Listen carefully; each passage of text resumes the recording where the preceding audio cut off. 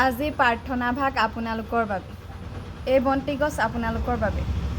আজি এবছৰৰ মূৰত মোৰ ফেচবুক পেজটো 50,000 ফলোৱাৰ্ছ কমপ্লিট হ'ল আৰু 2023 চনৰ ছেপ্টেম্বৰ মাহতে মোৰ প্ৰথমটো ভিডিঅ' ভাইৰেল হৈছিলে আৰু এই 2024 চনৰ ছেপ্টেম্বৰ মাহতে মোৰ ফেচবুক পেজটোত 50,000 পৰিয়াল সম্পূৰ্ণ হৈছে।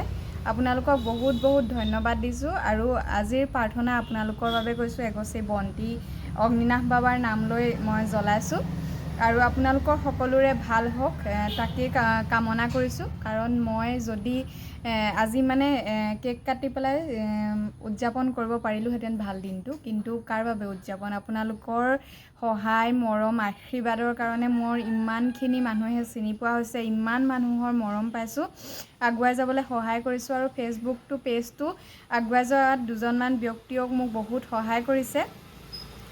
সকলোৰে হৈ আজি মই ভগৱানৰ ওচৰত এয়া প্ৰাৰ্থনা জনাইছোঁ, আপোনালোক সকলো ভালে থাকক আৰু মোক আৰু মোৰ ছোৱালীজনীকো আশীৰ্বাদ কৰিব, আমি যাতে ভালে থাকোঁ। সেইবাবে মই আজি আপোনালোকৰ হৈ মোৰ 50,000 পৰিয়ালৰ হৈ মোৰ ফালৰ পৰা এগছি বন্তিয়ে আপোনালোক সকলোৰে মংগল কামনা কৰিছোঁ আৰু আপোনালোকৰ আশীষ বিচাৰিছোঁ।